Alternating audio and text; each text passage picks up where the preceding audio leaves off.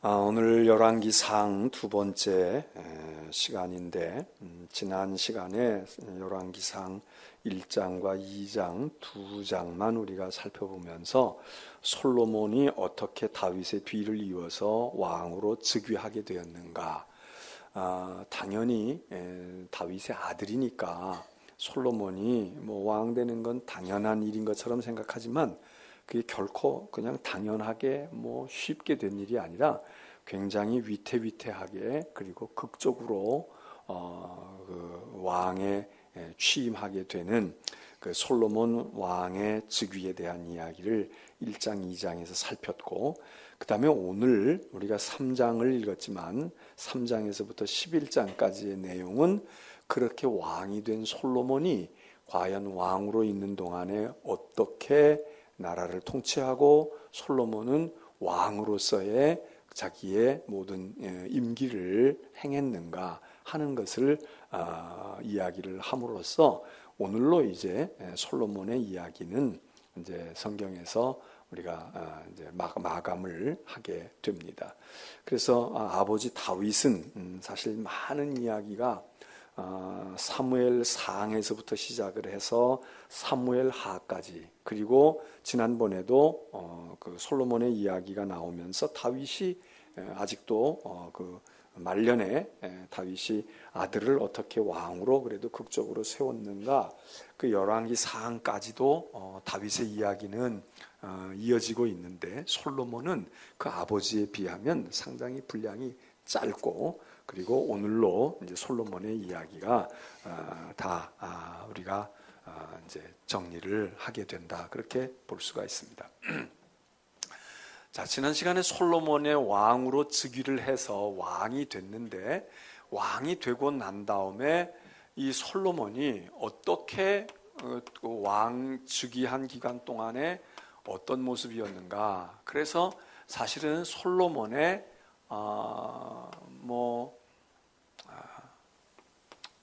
이렇게 그냥 해도 될 것 같은데, 흥망성쇠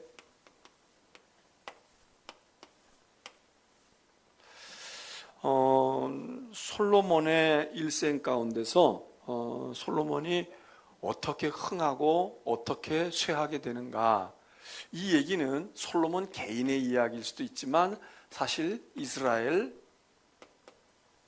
왕국이 어떻게 흥하고 성하고 망하고 쇠하느냐, 그런 이야기를 이 열왕기상 3장에서 11장에 담게 됩니다.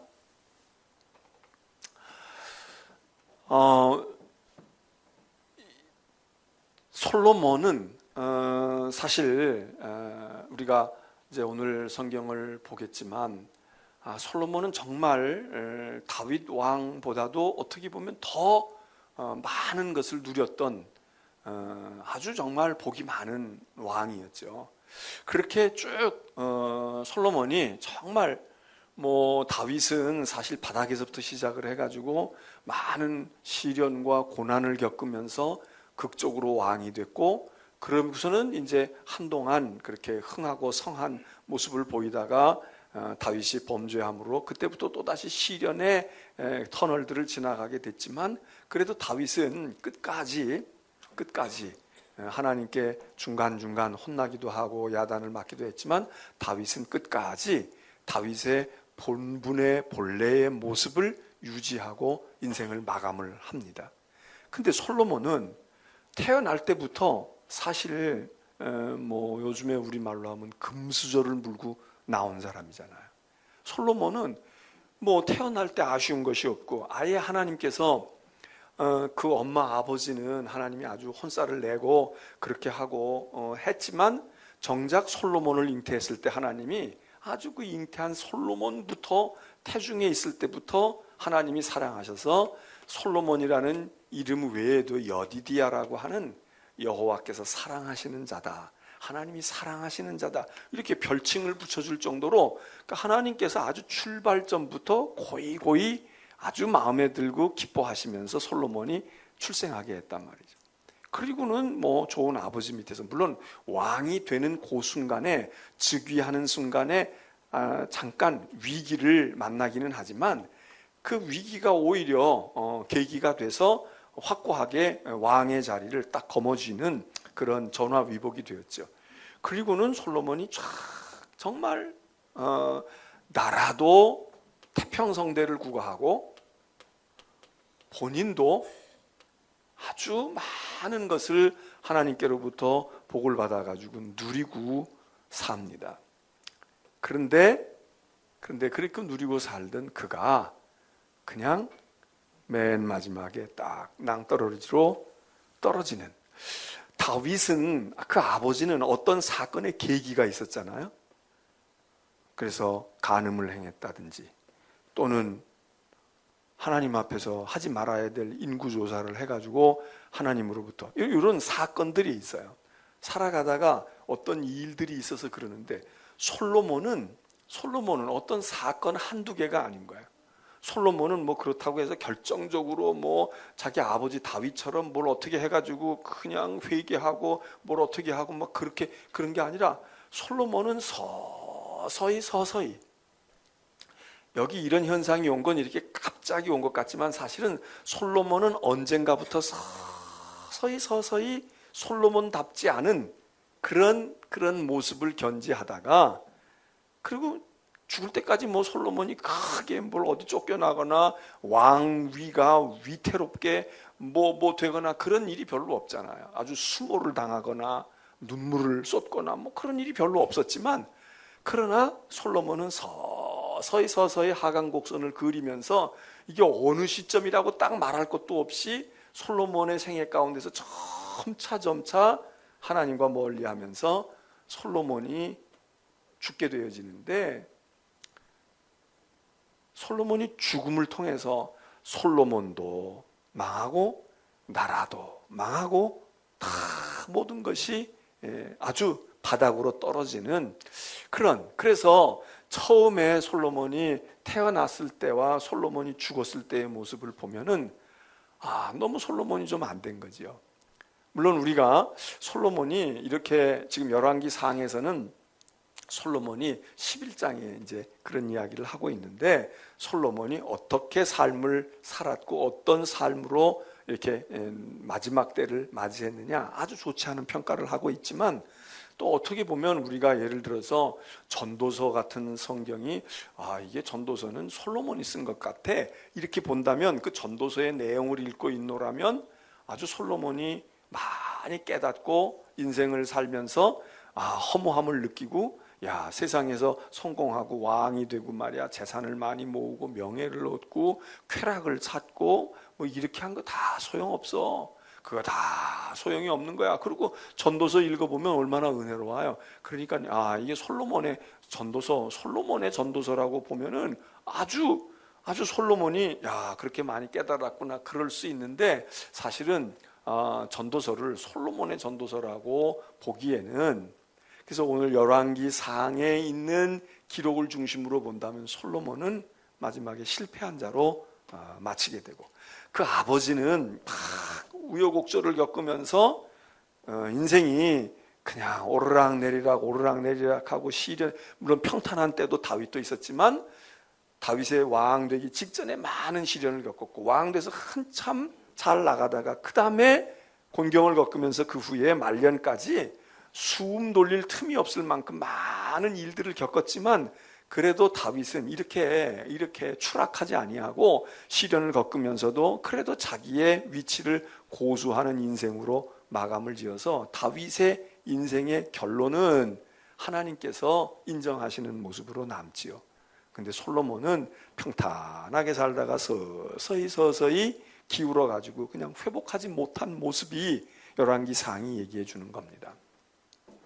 그러면 오늘 이야기는 흥망성쇠를 다 이야기하는 거니까 솔로몬이 흥했을 때 이야기, 그리고 솔로몬이 맨 마지막에 가면 망하는 이야기, 그런 이야기를 보는데, 이제 3장에서부터 11장까지 보는 중에서도 이 솔로몬의 뭐 지금 거의 다 이제 흥하는 이야기들이지만, 열왕기상 7장과 8장이 특별히 아주 정점을 이루는 겁니다.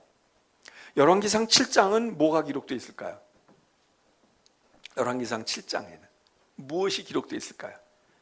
솔로몬의 정점 중에 정점이 열왕기상 7장 그리고 8장 이렇게 볼 수 있는데 7장에는 뭐가 기록되어 있죠? 솔로몬의 성전 건축입니다. 성전 건축이에요. 뭐 왕궁 짓는 것도 그렇고 도시 건축하는 것도 중요하지만 솔로몬에게 있어서 성전 건축이 솔로몬의 정점 중에서도 아주 최고의, 그러니까 솔로몬의 위대한 업적이 많이 있지만 그 업적 가운데서도 최고의 업적이면서 솔로몬의 인생의 최전성기가 예루살렘 성전을 건축하는 이야기입니다. 그래서 성전을 잘 준비하고 건축하고, 그리고 8장은 무엇일까요? 성전을 봉헌하고 성전 봉헌하면서 기도하는 봉헌 또는 봉헌에 즈음하는 기도. 자, 이게 솔로몬의 이때만 해도 참 솔로몬이 세상적인 부귀영화도 누리고 세상의 권력도 거머쥐고 영적으로 육적으로 아주 이때만 같으면 정말 남부러울 것이 없는 거죠. 솔로몬이 얼마나 믿음이 좋아요. 이때 믿음이 좋았단 말이에요. 다윗도 최전성기의 믿음이 좋잖아요. 그래서 다윗 이야기할 때도 얘기했는데, 다윗도 사무엘하 7장에서 다윗이 최고의 전성기다고 말할 수가 있는 이야기가 사무엘하 7장, 솔로몬은 열왕기상 7장, 8장 그래요. 사무엘하 7장에서 다윗이 어떤 것이었습니까? 무엇이 있습니까? 사무엘하 7장에서 우리가 지금 성경을 읽어가는 거니까 성경에 이렇게 열왕기상은 무슨 내용이야 이것도 중요하지만 열왕기상 가운데서 중요한 장은 몇 장일까? 어떤 장에는 무엇이 있을까? 이거를 전부 다 입력은 못해도 그래도 중요한 것들은 기억을 하는 게 좋잖아요. 예? 성경에. 그래서 사무엘 7장은 다윗이 성전 건축에 꿈을 가지는 거 아니에요. 그래서 뭐 꿈을 꾸었는지 기도하다가 환상을 보았는지 마음속에 하나님께서 무엇을 심어주셨는데 다윗이 나 이 생각을, 이런 생각이 내가 마음에 품고 있는데, 그리고 나단 선지자를 불러서 얘기하잖아요. 내가 하나님의 성전을 지어볼 마음이 있습니다. 하나님의 성전을 좀 지으면 안 될까요? 하나님의 성전은 지으면 안 되는 겁니까? 이렇게 텐트 속에 있어야만 됩니까? 그런 거 말고 좀 잘 짓고 싶은데, 이제 우리에게 그런 힘도 있고 그런 능력도 있으니까 잘 짓고 싶은데, 그게 사무엘하 7장이거든요. 그런데 그 아들 솔로몬은 열왕기하 7장에서 성전을 지어요. 그러니까 외우기도 좋잖아. 사무엘하 7장은 뭐가 있어요? 다윗이 성전을 건축할 마음을 품는 거예요. 하나님 앞에 하나님 지어도 되겠어요? 이러고 선지자에게 의논하는 그게, 그리고 그때가 어떤 때냐? 그때 먹고 놀기 좋은 때란 말이에요. 아주 편안하고 나라가 그냥 형통하고 왕권이 견고하고, 그래서 얼마든지 세상의 즐거움과 자기의 무엇에 도취되어 살아갈 수 있는데, 그때 속의 마음에 하나님을 열망하는 믿음이 있었다. 그리고 하나님의 은혜로 내가 이렇게 되는데 나는 하나님을 위해서 무엇을 어떻게 해야 될까? 이런 마음이 있다는 게 이게 얼마나 소중한 거냐 이거예요. 에? 우리가 물에 빠져 힘들고 어려울 때 하나님 날 건져주세요 이러는 믿음도 중요하지만, 진짜 먹고 살만해 잘 되는 거야. 하나님, 나 이게 내가 어떻게 해서 내 인생이 이렇게 됐나요? 나 주님을 위해서 뭐 하고 싶은데, 주님을 위해서 내가 무엇을 할 건데, 하나님 이렇게 하면 어떨까요? 그랬던 건데, 여기 솔로몬은 그걸 실현하잖아. 아버지가 꾸었던 꿈, 아버지가 준비했던 것, 솔로몬이 성전을 건축해요. 그리고 건축하면서 솔로몬의 마음에도요, 그 아버지의 믿음 못지않게 믿음이 있어. 그래서 성전을 봉헌도 하고, 그리고 그 성전을 봉헌할 즈음에 하나님 앞에 기도해. 성전을 건축한 것도 대단하지만 성전을 건축하는데 심혈을 기울이고 외국 기술자들 데리고 오고 뭐하고 해가지고 정성을 다해가지고 정교한 성전 건축, 성전 구조물을 건축하는 그것도 믿음이지만 솔로몬의 믿음이 눈에 보이는 성전 건축하는 거기에만 나타나는 게 아니라 이 성전을 건축해 놓고 하나님 앞에 기도하는 솔로몬의 유명한 기도가 8장에 나타나는데, 야, 거기 보면은 솔로몬이 이런 마음으로 성전을 지었구나. 그게 7장 8장이에요. 그래서 이 3장으로부터 11장 가운데서 그 중에도 7장 8장이 솔로몬의 아주 정말, 야, 솔로몬 왕은 진짜 복받은 왕이다. 이제 그게 최정점이 여기라, 그렇게 볼 수 있어요. 그리고 이제 성전을 짓고 난 다음에 하나님의 법궤를 가지고 오잖아요. 법궤를 성전에다가 안치해. 하나님의 법궤, 사실 이것 때문에 성전을 짓는 거 아니에요? 하나님의 법궤를 잘 모시려고. 그래서 법궤를 안치하는 이야기가 9장에 나타나게 되죠.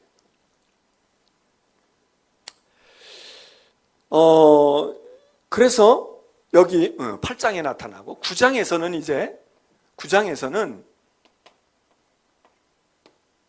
하나님께서 이렇게 성전 짓고 하나님의 그런 그 법궤를 딱 안치하고 그랬을 때 하나님께서 다시 나타나셔서 이 솔로몬의 기도 성전 봉헌에 응답하셔요. 하나님이 여기 이제 두 번째 나타나셔요. 첫 번째 하나님이 나타나시는 게 언제예요? 이게 3장이야. 지금 우리가 읽은 3장에서 솔로몬이 왕이 되자마자 얼마 안 됐을 때에, 야, 이제 극적으로 아주 정말 위기 일발해서 왕이 되기는 됐지만, 왕이 되기는 됐고 왕의 그 자기의 정적들을 많이 제거하고 그리고 무언가를 하기는 했지만 솔로몬이 얼마나 불안하겠어요. 언제 어디서 무슨 테러가 일어날는지 어디서 반역자가 일어날는지 알 수 없는 그런 마음에서 솔로몬이 열왕기상 3장에서 솔로몬이 뭘 합니까? 일천번제를 쌓아요. 이게 이제 우리가 잘 아는 거 아니에요?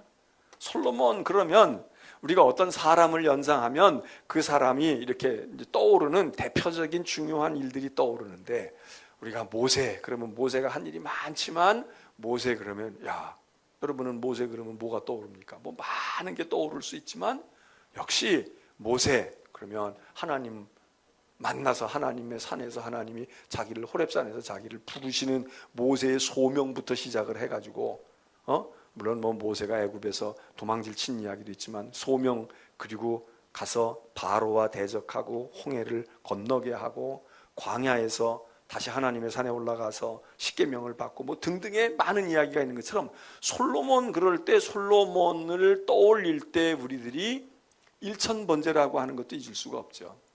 1000번의 번제를 하나님께 드렸다. 그리고 1000번제의 이야기는 우리가 1000번제 정성껏 드렸다, 그것도 중요하지만 이게 우리 가운데 아주 중요하게 느껴진 것은 무엇이냐? 바로 하나님께서 솔로몬에게 지혜를 주셨다는 거예요. 우리가 알고 있는 솔로몬 그러면 떠오르는 게 지혜잖아. 지혜 그러면 뭐 우리가 예수 믿고 성경 읽고 있는 사람이 지혜 그러면 지혜하고 관련해서 지혜로운 사람이 얼마나 많아요. 지혜자가 참 많아. 솔로몬만 지혜로워요? 지혜로운 사람 많다고. 그런데도 불구하고 우린 지혜 그러면 생각나는 사람 없어? 그러면 아마 대부분의 사람이 솔로몬 이러고 나올 거예요. 그 솔로몬이, 우리가 아는 솔로몬이 되어지는 계기가 뭐냐? 왕이 되어서 솔로몬이 된 게 아니라 우리가 알고 있는 솔로몬은 솔로몬의 1000번제에서 비롯되어져요. 그리고 1000번제의 결과로 하나님께서 솔로몬에게 지혜를 주셨다는 거야. 솔로몬이 지혜 주세요 그러고서는 뭐 마음에는 그런 게 있었는지 모르지만 1000번제 드리면서, 하나님 내가 왜 드리는 줄 알아요? 1000번제 드리고, 되게 요즘에 우리가 1000번제, 이제 솔로몬의 1000번제 저 얘기가 나와서 오늘날도 우리 이제 교인들이 1000번제들을 하잖아. 1000번제. 되게 1000번제 할 때에는 무언가가 마음에 소원을 가지고, 야, 이거 이 소원을 가지고 이걸 어떻게 하면 이룰까? 정성을 다해서 하나님께서 응답하실 때까지 내가 이렇게 하면 될 거야. 그리고 하나님 앞에 열심히 1000번제를 드릴 때 아예 마음에 작정하고 간구해가지고 그 응답을 받고자 하는 그런 때에 1000번제들을 많이 생각하잖아요. 그래서 이게 한두 번 해서 되는 일이 아니고 적어도 3년 가까이 해야 되는 거니까 매일 하루에 한 번씩 헌금을 드리면서 번제물 드리는 심정으로 그렇게 해서 한다. 이렇게 하는데 사실 여기 1000번제의 원조격이 되는 솔로몬을 보면은 솔로몬이 1000번제 할 때 마음에 내가 이거 지혜를 꼭 구해야 되는데 하나님께 지혜를 얻기 위해서 내가 1000번제를 드릴 거야. 그리고 그런 의도를 가지고 1000번제를 했나? 그런 것 같지는 않아요. 그런 것 같지는 않다고. 그냥 솔로몬의 마음속에 은연중에 있었을지는 몰라. 그러나 성경에 명기하고 있지는 않아. 내가 이 지혜가 필요한데 하나님 지혜 주세요. 내가 1000번의 단을 쌓을 테니까 하나님 주세요. 그리고 그게 먼저가 시도된 게 아니고 그냥 솔로몬이 뭐 여러 가지 불안하고 그리고 어떻게 해야 될까 경험도 없고 자기 아버지는 없고 정정은 불안하고 나라는 엄청난 큰 나라를 자기가 물려받아가지고 그런저런 복잡한 심정이 있었겠지만 오늘 우리가 생각하는 보편적으로 생각하는 것처럼 어떤 소원과 어떤 목적을 이루기 위한 수단처럼 1000번제가 드려진 게 아니라 그냥 1000번제를 하나님 앞에 쌓은 거지. 그리고는 솔로몬이 이야기한 게 아니라 하나님이 먼저 인천번제를 드리고 있는 솔로몬에게 하나님이 나타나서 하나님 나 좀 만나주세요. 하나님 와주세요. 이게 아니고 솔로몬에게 하나님이 먼저 나타나셔서 하나님이 제안하신 거잖아요. 하나님이 제안을 해. 내가 무엇 해주기 원하니? 너 소원이 뭐야? 그거예요. 하나님 내 소원이 이거니까 나 이렇게 해주세요. 그게 아니고 내 소원이 뭐냐? 하나님이 그러셨다는 게 이게 첫 번째 나타나신 하나님. 여기 두 번째 나타나시. 그리고 세 번째 솔로몬에게 하나님이 나타났다는 이야기가 세 번에 걸쳐 나오는데 여기 세 번째 나타나셔요. 이건 11장에 나타나죠. 자, 그래서 하나님께서 그렇게 했더니 내가 너 뭐 해주고 싶다야. 내가 너 뭘 좀 해주고 싶은데 너 뭐가 필요해? 뭐 해줄까? 그리고 하나님이 먼저 제안하셨다는 거야. 그러니까 그때 솔로몬이 하나님 내게 지혜를 주세요. 그랬다는 거지. 지혜를 주세요. 우리 아버지가 큰 나라를 이렇게 나에게 남겨주셨는데 내가 나이도 어리고 내가 제대로 나 하나도 지금 건사하기가 모자라는 그런 어린아이와 같은 존재인데 이 엄청난 나라를 주시고 이 나라에는 수많은 백성들이 있는데 이 백성들을 내가 다스려야 되는데 이 백성들을 다스리기 위한 왕으로서 내가 다스려야 되는데 그 왕에게 필요한 게 뭐겠습니까? 제가 다른 리더십도 있고 뭐것도 많이 되겠지만 왕으로서 이 백성을 다스리려면 이 백성들의 말을 잘 들어야 되는데 그리고 듣고 난 다음에 판단해야 되는데 분별해야 되는데 우리는 솔로몬이 지혜 구했다는 것만 열심히 지혜를 구했다. 지혜를 구해서 지혜를 얻으려면 그렇게 해야 돼. 그리고 하나님이 소원을 들어주시는 거야. 이러고 이제 소원 또는 지혜 이거에다가 관점을 두는데 물론 그게 중요한 거예요. 그러나 솔로몬이 왜 지혜를 구했느냐? 어떻게 보면 이게 사실은 더 중요한 거예요. 이게 더 중요한 거야. 솔로몬이 왜 지혜를 구했을까요? 지혜가 모든 것의 으뜸이야. 딴 거 암만 많아도 지혜만 가치가 안 돼. 지혜가 최고의 가치야. 이렇게 생각하고 지혜를 구했다고 볼 수도 있어요. 그건 틀린 건 아니지만은 그러나 솔로몬이 지혜를 구했을 때 하나님이 감동하셨다. 하나님이 좋아하셨다고 하는 것은 솔로몬이 지혜를 왜 구했느냐? 이게 분명한 거예요. 왕이었어. 자기가 왕인 걸 알았어. 왕은 무엇을 해야 되며 왕은 무엇이 있어야 되는 것인지 솔로몬이 아는 거야. 자기가 무엇인지 자기가 하나님께로부터 나를 하나님이 왕으로 세우셨는데 왕이라는 건 무엇을 하고 사는 사람이고 왕은 어떻게 해야 되는지 그거를 먼저 알았기 때문에 왕에게는 딴 것보다 힘과 능력이나 무엇보다도 지혜가 필요한 거야. 지혜는 왜 필요하냐? 백성을 잘 다스리기에 필요해. 백성은 어떻게 다스리는 건데 백성의 이야기를 들어야 돼. 들으면 어떡할 건데? 백성들이 이야기를 하고 내가 그것을 왕으로서 들었을 때 때로는 재판해야 돼. 분별을 해줘야 돼. 근데 솔로몬이 이야기를 해요. 분별하는데 무슨 뭘 시시비비를 가리는 분별만이 아니라 선악을 분별하게 하소서. 그래. 선악을 분별하게 하소서. 여러분, 지혜가 뭘 많이 알고 뭘 남 모르는 걸 아는 유식한 거, 지식이 많은 거, 이게 지혜가 아니라 지혜는 뭐예요? 지혜는 선악을 아는 거예요. 선악을 구별할 줄 아는 거예요. 왕이 되어서 무엇가 선이고 무엇가 악인지를 구별할 수 있는 거, 그게 이제 솔로몬이 구했다는 거예요. 그러니까 하나님이 감동하신 거야. 야, 이 녀석 봐라, 나이는 어린데. 이게 사실은 이렇게 얘기하는 것을 보면 우리가 아는 게 뭔가 하면, 제가 지난 어느 새벽에도 그런 얘기를 했나 그랬지만, 솔로몬은 벌써 지혜로운 사람인 거예요. 솔로몬은 벌써 이렇게 말하고 이렇게 생각하는 사람이 지혜로운 사람이 아니에요? 지혜롭기 때문에 지혜를 구해. 지혜로우니까 지혜를 구하지, 어리석은 사람은 지혜가 가치 있는 걸 몰라요. 에? 고기를 먹을 줄 아는 사람은 누구예요? 고기를 먹어본 사람이야. 고기 맛을 아는 사람이야. 고기 맛을 모르는 사람은 고기를 먹고 싶어 하지도 않고, 고기를 먹어도 그 맛을 몰라. 그런데 고기 좀 먹었으면 좋겠다. 난 고기를 못 먹었는데, 그게 뭐예요? 고기를 아는 사람이거든. 솔로몬이요, 지혜를 하나님께, 이게 벌써 지혜 있는 사람이야. 그런데 지혜가 있으니까 지혜가 더 많은 지혜가 있어야 될 걸 아는, 그래서 하나님께서 그걸 더 채워주시는 거야. 예? 정말 어리석은 사람은, 정말 미련하고 곰탱이 같은 사람은 지혜가 왜 중요해? 지혜는 안 중요해. 딴 거, 엉뚱한 거 찾는다고. 그래서 하나님께서 솔로몬에게 지혜를 주신 거라. 그리고 성경은 어떻게 얘기해? 3장에서 그러면 솔로몬이 지혜를 받았다? 그래서 어떻게 됐는데? 그거를 증명해 보이는 한 일화를 얘기해 주잖아요. 그게 바로 아기가 죽었는데 살아있는 한 아이를 두고 두 엄마가 달려들어서 이 아이가 내 아이인데, 그리고 물증도 없이 지금 싸움질하는 거야. 그리고 왕에게 재판해 달라는 거야. 그래서 이게 다 하나로 연결되어 있어요. 일천번제, 지혜, 그리고 솔로몬의 재판, 이게 한 덩어리야. 아주 구성을 잘했잖아요.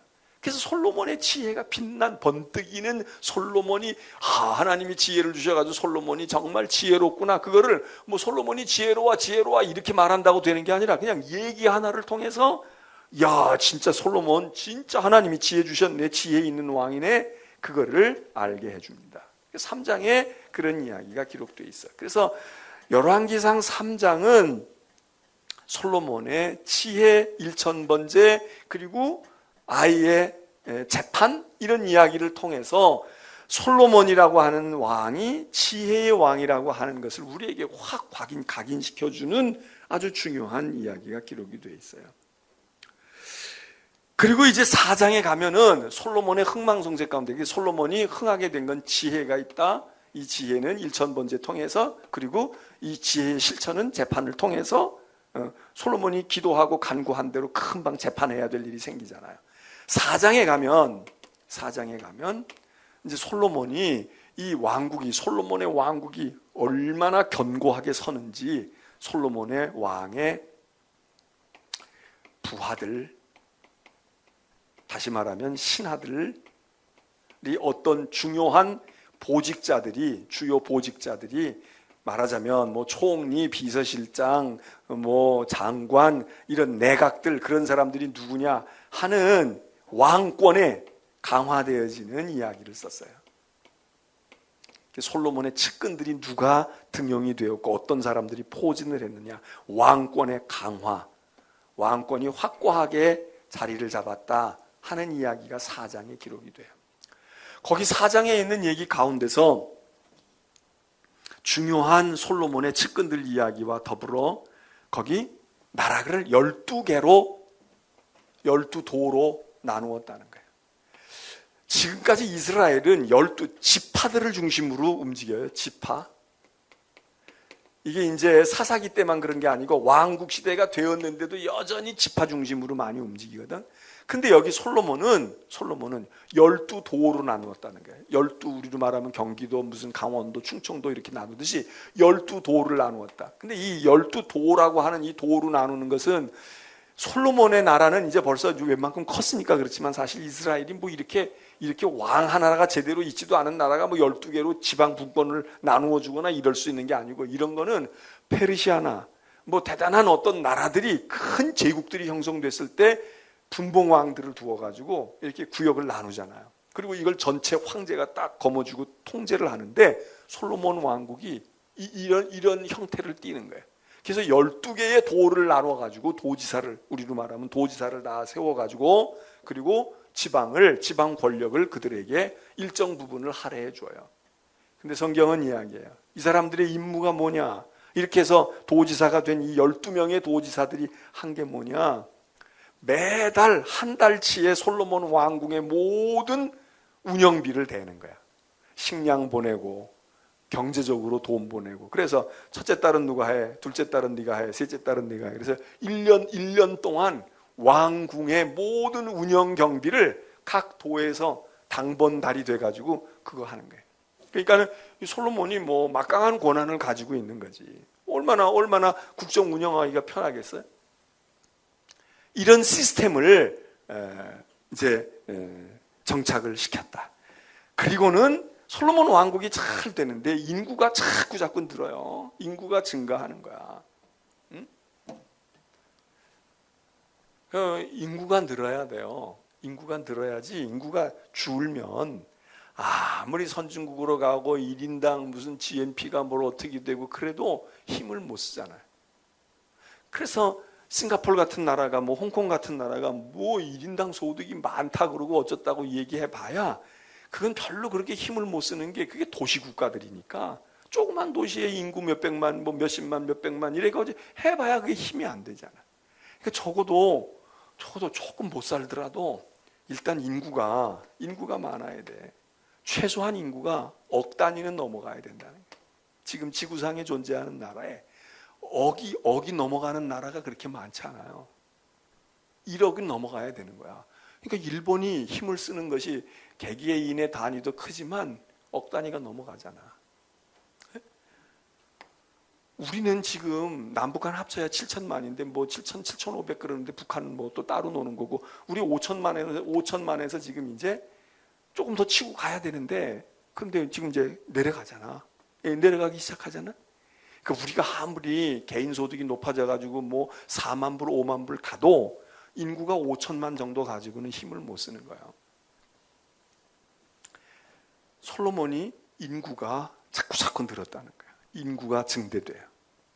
땅은 당연히 지금 넓어지고 있어요. 다윗 때부터 영토를 확장해 가지고, 그리고 이스라엘은 아니지만 옆에 있는 위성 국가들이 조공을 다 받아오는, 조공 바치는 나라들이 있어서 요즘 말로 하면 연방이지, 연방. 영국 연방, 미국령 이런 거 있잖아. 쌈, 무슨 뭐 사이판 이런데 미국령. 미국은 아니지만 미국의 통제 속에 들어가 있고 미국의 우산 속에 들어가 있는 나라들. 땅이 넓잖아요. 그리고 경제가 커지는 거야. 적어도 이 세 개가 있어야 돼. 여기다가 뭐가 있어야 돼? 군대가 있어야 돼. 군사력이 커야 돼. 그리고는 외교력이 어떠냐. 이게 사실 이게 나라의 강대국을 가늠하는 이 5가지가 다 겸비되어 있으면 이거는 강한 나라예요. 지구상에 이게 다 겸비되어 있는 나라가 몇이나 있을 것 같아요? 많지 않아요. 중국이나 인도는 인구는 많지, 전체 생산 규모는 크지만 개인당 소득이 적잖아. 영국이나 프랑스 같은 나라들은 뭐 조금 되지만 거기도 인구가 뭐 5천, 7천 1억이 안 되거든. 그러니까는 강대국의 역할을 하기가 좀 한계가 있지. 인도네시아 같은 나라는 인구는 1억이 확 넘어가지만 아직 개개인의 그런 게 안 돼. 일본은 다 넘어가고 다 그러는데 아직 군사력이, 물론 군사력도 질적으로는 우수하지만 지금 군대가 많이 없으니까 자꾸 지금 그거 발돋움 하려고 그러잖아요. 그러니까 뭐 일본이 강대국이 되는 거는 이미 돼 있지만 강대국이 되는 건 시간 문제잖아요. 이런 거를 다 겸비하고 있는 나라는 생각해보면 땅도 넓어야 되고 인구도 많아야 되고 군사력도 있어야 되고 그리고 개개인의 소득도 높아야 되고 오로지 한 나라, 지금 현재는 미국밖에 없잖아요. 미국만이 이 조건을 다 가지고 있어요. 물론 여기서 한두 개가 적어도 중국 같은 데가 이 뭐 소득이나 이게 적지만 워낙 인구가 많고 땅이 크고 말이에요. 경제가 지금 자꾸 커지고 하니까 이제는 강대국으로 등장하고 있지만 그러나 사실은 이게 쉽지 않은데 솔로몬의 왕국이 저 비슷하게 가는 거예요. 그래서 4장에 솔로몬의 왕권이 얼마나 강력해졌는지 이 얘기를 다 하고 있어요. 인구가 는다, 땅은 이미 커졌다, 경제가 지금 활성화돼요. 많은 부를 가져오게 되어지는데 그 부의 소득원은 아까 얘기한 것처럼 국내에서 세금 걷는 거예요. 다 알아서 바쳐. 세금으로. 그 다음에 주변 나라들이 조공을 바쳐. 꼬박꼬박 갖다 잘 바쳐. 그리고 무엇을 해요? 무역을 해. 솔로몬이 배 만들고 무역하고. 또 하나는 뭐예요? 솔로몬의 개인이 가지고 있는 명성과 개인이 가지고 있는 지도자의 역량을 통해서 브랜드가 올라가. 그래서 솔로몬 만나러 오잖아. 그럼 오는 왕들이 말이에요. 스바의 왕이나 뭐 이런 사람들이 그냥 오질 않잖아요. 많은 걸 가지고 온다고. 선물을 가지고 와. 요즘으로 말하면 무슨 MOU 체결하는 것처럼 또 무슨 뭐 경제 협력을 어떻게 하자고 하는 것처럼 우리한테 와가지고 뭘 개발해달라고 그러고 우리가 당신네 거 배워갈 테니까 로열티를 줄 테니까 어떻게 해달라고 그러고 말이에요. 새마을 운동한 거 뭐 좀 가르쳐달라고 그러고 뭘 어떻게 해달라고 그러고 그러고서는 오면서 외교력도 신장이 되어졌지만 그렇게 해서 솔로몬의 명성을 듣고 와지는 부의 창출이 큰 거야. 와서 배워가려고 그래. 자꾸. 그러니까 유학생도 많이 늘고 연수하러 오는 사람도 생기고 요즘으로 하면 그런 거 아니에요? 그래서 솔로몬 시대에 나라가 발전하게 되고 강력한 나라가 형성이 됐다. 흥하는 이야기가 쓰여져 있어요. 그러면서 이런 것의 근거는 솔로몬의 개인적인 이 지혜라고 하는 게 자산인 거예요. 그래서 솔로몬이 3,000개의 잠언을 지었다고 그러고 1,005개의 시를 지었다는 거야. 그러니까 솔로몬이 대단한 거죠. 요즘으로 말하면 책 많이 쓴 거야. 근데 책 쓰는데 내가 공학도니까 공학 분야 하나 쓴 게 아니라 솔로몬은 다방면에 아주 문학상도 타고 의학상도 타고 물리학상도 타고 다 사는 거야. 솔로몬은 성경에 있는 대로 뭐라고 말해요? 솔로몬은 모든 것에 통달했어요. 그래서 식물이면 식물, 솔로몬이 식물도 그러니까 요즘으로 말하면 생물학 책도 낸 것 같아. 그리고 동물들, 짐승에 관한 거, 물속에 있는 고기, 어류에 관한 거, 뭐 길짐승에 관한 거 모르는 게 없었다 그래. 통치하는 왕으로서 통치 기술만 가지고 있는 그런 지식이 아니라 많은 지혜를 가지고 있고 그 지혜의 소문을 통해서 나라의 위상도 올라가고 솔로몬의 위상이 올라가고 그리고 솔로몬을 좀 만나려고 하는 사람들이 많이 생겨져서 부의 창출을 가져와서 넉넉해졌다. 그 다음에 군사 얘기도 하잖아요.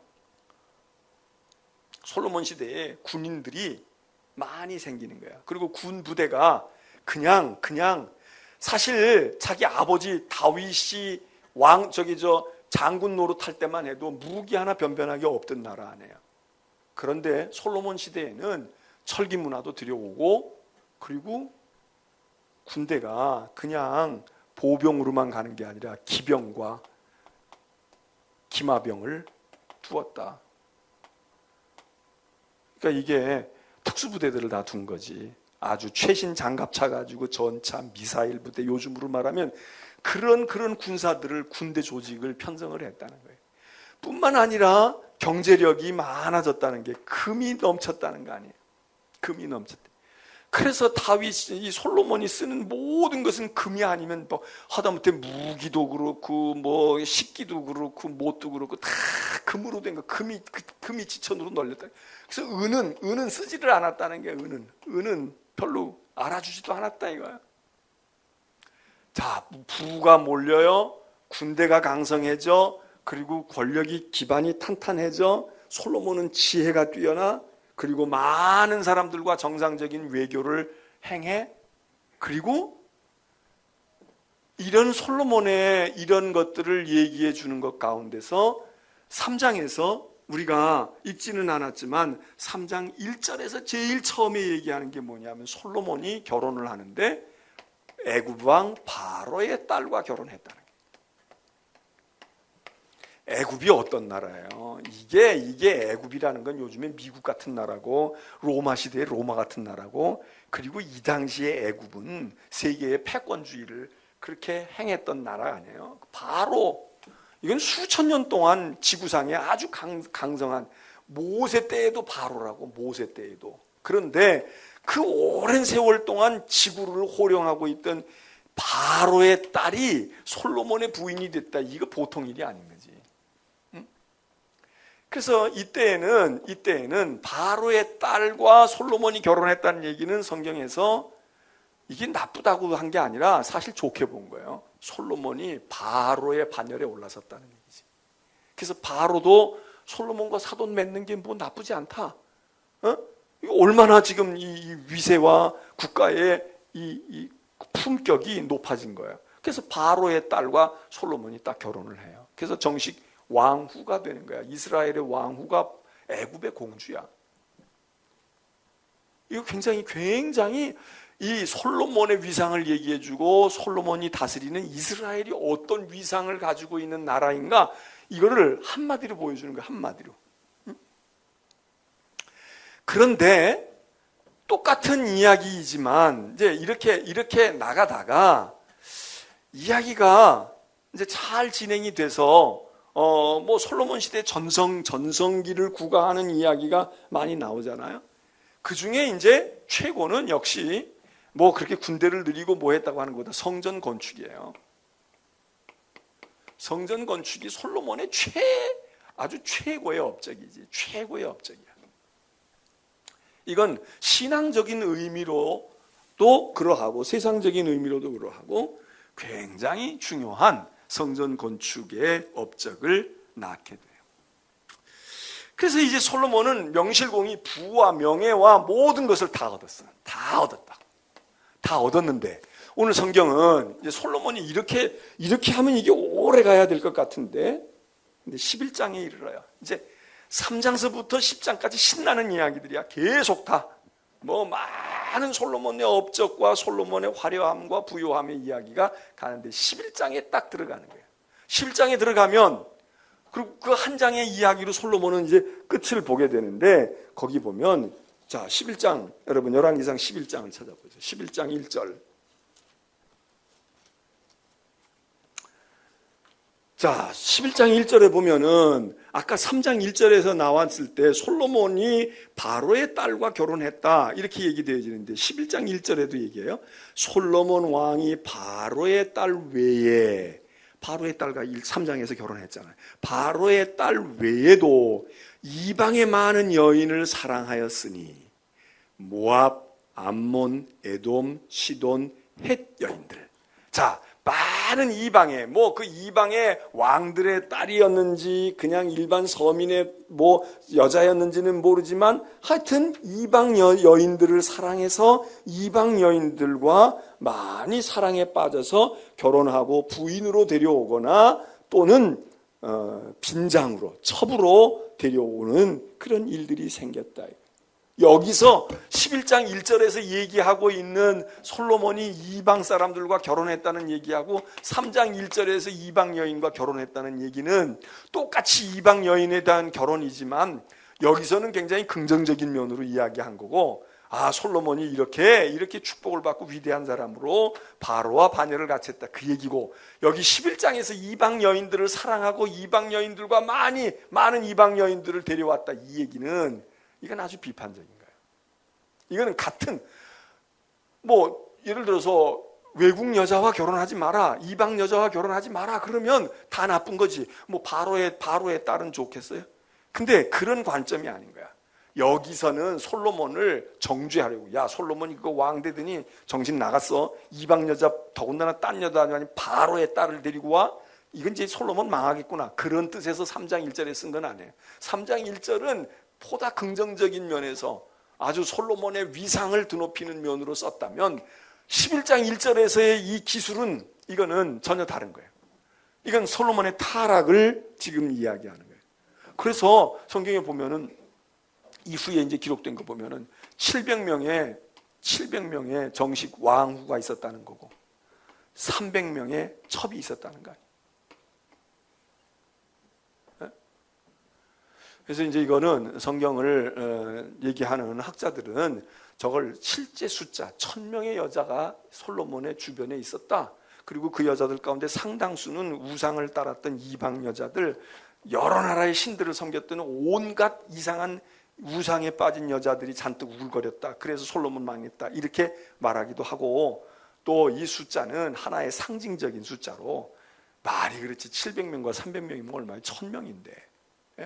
1000명인데. 그래서 이거는 실제적인 숫자이기보다는 그렇게 많았다, 이렇게 엄청난 숫자가 많았다, 또는 이게 1000여 명이라고 할 것 같으면 이 여자들이 다 솔로몬이 뭐 하루에 한 번씩 침소에 드는 여자들이 아니라 이 여자들이 솔로몬의 왕국에서, 이게 이제 말하자면 뭐 좋은 의미라기보다는 그냥 정치적으로 외교사절이 들어오거나 뭐가 오거나 그러면 대접하고 수라상 들게 하고 그리고 서비스 해야 되고 그럴 때에 동원됐던 여자들 아니냐, 뭐 이렇게 이제 몇 가지의 그런 추측과 해석들을 하는데, 어쨌든 공통점은 뭐냐? 많았다 이거야. 굉장히 많았다. 보통 많은 게 아니었다. 굉장히 많았다. 또 하나는 이 사람들 가운데 상당수는 그냥 여자를 데리고 온 게 아니라 이방 여인이었다. 이방 여인이라고 하는 건 뭐예요? 우상을 숭배하는 우상의 신앙을 가지고 있는. 그래서 솔로몬이 이 여자들을 따라갔고 이 여자들이 솔로몬을 그렇게 유혹해서, 그래서 결국은 하나님을 떠나고 그리고 이 사람들의 신을 쫓게 됐다.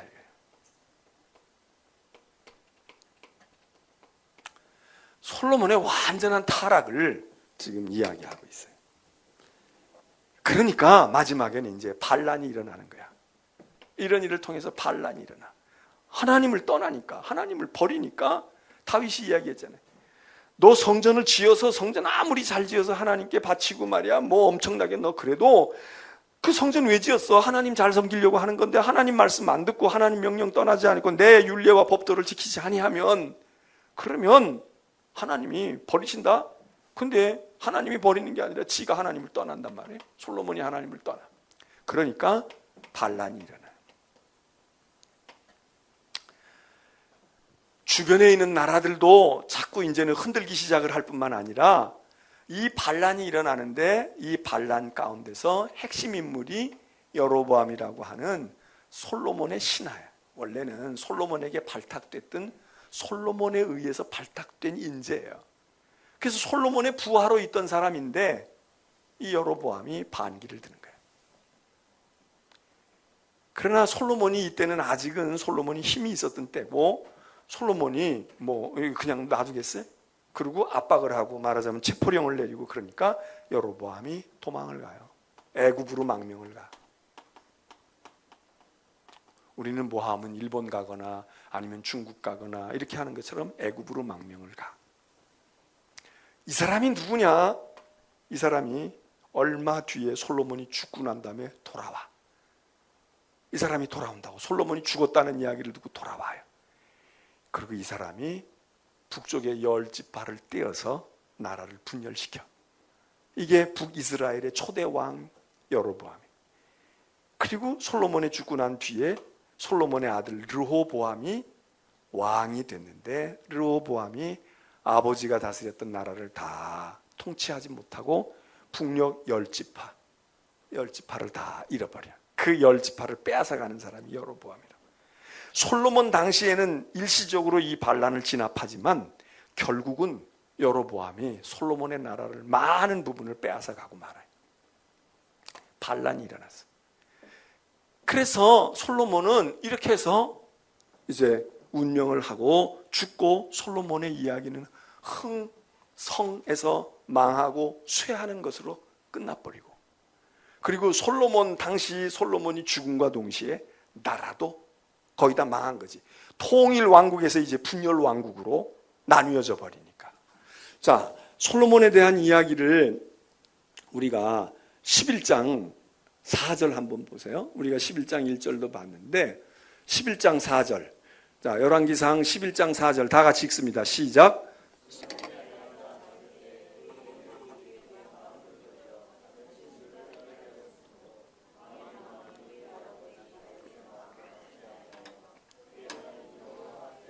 온전하지 못하였으니, 여기 중요한 거, 솔로몬의 나이가 많을 때, 벌써 이제 말년에 들어섰을 때, 이제 솔로몬이, 그러니까는 초장에는 그 여자들 데리고 와도 솔로몬이 자기 줏대를 가지고 하고 뭐 그랬던 것 같아. 근데 나이가 자꾸 먹어가면서 솔로몬의 신앙이 흐지부지 되어지고 정신력도 쇠퇴해지고 그러면서 이제 여자들에게 휘둘리는 거지. 그래서 나이가 많을 때에 그 그들이 솔로몬의 마음을 돌려놓았다. 어디로부터? 하나님으로부터 다른 신들을 따르게 했으므로 왕의 마음이, 솔로몬의 마음이 그 아버지 다윗과 같지 아니했다. 이게 이제 문제예요. 다윗의 마음과 같지 아니했다. 그 마음과 같지 아니한 것은 뭐냐? 하나님 여호와 앞에서 온전하지 못한 것인데, 그게 뭐냐? 5절에 보면 다른 우상의 신들을 따르는 거예요. 그리고 6절에 보면 여호와의 눈앞에서 악을 행하여 아버지의 그 하나님을 온전히 따랐던 그 따름같이 하지 못했다 그거예요. 그리고는 온갖 주변에 산당을 짓고 우상의 신들을 섬겼으며, 그리고 그 우상 신들에게 분향하고 제사했다. 그리고 9절에 보세요. 솔로몬이 마음을 돌려 이스라엘의 하나님 여호와를 떠났다 그랬어요. 떠남으로 하나님께서 그에게 진노하시는데, 하나님이 3번째 나타나셔요. 그 이전에 2번 하나님이 나타나셨을 때, 언제 나타났나요? 하나, 제일 처음에 1000번째 드렸을 때 지혜를 주시겠다 하시고 나타나셨어요. 2번째 언제? 성전 봉헌하고, 그리고 하나님 앞에 막 기도했을 때, 은혜가 충만할 때 하나님이 이 2번에 나타나신 것은 진짜 하나님의 은혜야. 그 나타난 경험한 건 정말 그건 하나님의 축복이었어요. 근데 3번째 이제 하나님이 나타나시는 거야. 솔로몬의 인생의 말년에 나타나셔요. 왜 나타나셨습니까? 일찍이 2번이나 그에게 나타나시고 이 일에 대해서 명령하시기를 다른 신을 따르지 말라 하셨으나 그가 여호와의 명령을 지키지 않았으므로 여호와께서 솔로몬에게 말씀하시기를, 11절에 보면 너 이러한 일이 있고 내가 내 언약과 너에게 명령한 법도를 지키지 아니했으니 어떻게 한다? 너 나라를 내가 뺏을 거야. 그리고 어떻게 한다? 내 신하에게 준다. 누구예요? 여로보암이야. 여로보암. 내 신하에게 줄 거야. 하나님이 아주 다 솔로몬에게. 그런데 하나님이 한 가지 단서를 붙이셔요. 뭐라고 그래요? 13절. 오직 내가 이 나라를 다 빼앗지 아니하고 내 종 다윗과 내가 택한 예루살렘을 위하여 한 지파를 누구에게 줘요? 내 아들에게 주리라. 내가 다 뺏어도 내가 속이 시원찮아. 그런데 너희 아버지하고 내가 약속한 것 때문에 이놈아, 네 아들 가운데는 그거 한 몫을 줄 거야. 한 지파를 가질 거야. 그러니까 나라가 분열되어지는 걸 솔로몬은 알았어요. 죽기 전에 알았다고. 하나님께서 너 눈만 감으면 너 있을 동안은 내가 그냥 봐줘. 네 아버지 때문에 봐줄 거고, 그리고 네 아버지하고 약속한 것 때문에. 그런데 너 운명과 동시에 내가 10지파는 떼어서 네 부하에게 줄 것이고 한 지파만 가지고 네 아들은 왕노릇할 거다. 분열되어질 것을 하나님께서 솔로몬에게 나타나셔서 이야기하셨다. 여러분, 하나님이 여러분에게 나타나시길 원하세요? 하나님이 오늘 밤에라도 여러분에게 나타나기를 원하시냐고. 그런 분 있잖아. 나도 하나님 좀 만났으면 좋겠어. 나 하나님 만났으면 좋겠어. 여러분, 하나님 안 만나는 것도 은혜인 줄 알아야 돼요. 에? 하나님 당신 하나님 만났어요? 그럼 다 만났다고 그러고, 난 못 만났는데 난 만나고 싶어. 하나님 만나는 게 중요한 아니라 어떻게 하나님이 나에게 나타나실까? 이 세 번째 하나님이 나타나신 만남은 차라리 안 만났으면 나았을지도 모르지. 뭘 알고나 만나려고 그래야 돼요. 응? 아버지 만나는 게 좋은 게 아니야. 성적이 좋고 아버지한테 잘한 게 있고 뭐 그랬을 때 아버지 만나는 게 좋지. 지금 잘못을 많이 하고 지금 들통날 일이 많은데 아버지가 날 찾는다. 그날은 무슨 날이야? 그날은 제삿날 아니야? 너 혼나는 날이지. 그러니까 오늘 여러분이 혹시 하나님이 여러분의 눈에 어른어른거리지 않더라도 그것도 은혜인 줄 아셔야 돼. 네? 하나님 나타나가지고 이렇게 진노하시면 너 나 기다렸지? 듣고 싶다며? 그래, 내가 얘기해 줄게. 너 이놈아 무슨 짓 했어? 그리고 너 가지고 있는 거 싹 다 뺐을 거야. 네? 그리고 너는 간신히 목구멍에 포도청이 돼가지고 간신히 거미줄만 치지 않게 해줄 거거든. 그런 얘기 들으면 어떡하겠어요? 그러니까 여러분, 너무 하나님 만나려고 그러지 마. 그리고 만나려면 뭘 해야 돼? 만날 준비를 해야 돼. 그래서 아모스 선지자는 이야기합니다. 내 여호와 하나님 만나기를 준비해라. 하나님 만나기를 준비해라. 하나님 만날 준비가 안 돼 있어. 만남은 혼살나고 만남은 아주 뭐 국물도 없어. 그런데 뭣도 모르고 하나님 만나겠다는 거야. 하나님 만나겠다고. 그거 아니다 이거야. 오늘 여러분들이 자, 이제 솔로몬은 이제 오늘로 끝나요. 솔로몬은 그냥 반짝하고 싹 끝나버려. 그러나 오늘 우리는 이 이야기를 보고 우리는 어디에 있을까요? 우리 개인의 흥망성쇠에서 여러분의 인생에 지금 많은 세월을 살았던 아니면 꽤 많이 살았던 여러분의 인생에 우리의 인생, 내 인생에 흥망성쇠가 어디일까? 나 지금 최고의 흥한 점의 정점에 있는가? 아니면 나는 지금 자꾸 올라가고 있는가? 아니면 난 지금 서서히 내려가고 있는가? 아니면 나는 지금 바닥을 치고 있는가? 솔로몬에게도 오고 다윗에게도 와요. 그런데 흥망성쇠가 다 있는데 문제는 마지막 지점이 중요한 거예요. 마지막 지점이. 네? 끝날 때가 어디서 끝나냐 이게 중요한 거야. 잖아? 화투판을 벌려도 초장에 닿다. 근데 시간이 흘러갈수록 기운이 빠졌는지 점점 잃어. 그리고 거의 끝나갈 때 가가지고 손 털어. 그게 나아요? 아니면 초장에 다 잃어도 점점 하면 할수록 점점 들어와. 그래서 끝판에 가서 초장에 고전을 했는데 그게 나. 우린 다 인생에 흥망성쇠가 있어요. 다윗과 같이 망했다가도 다시 일어서서 흥하면 얼마나 좋아.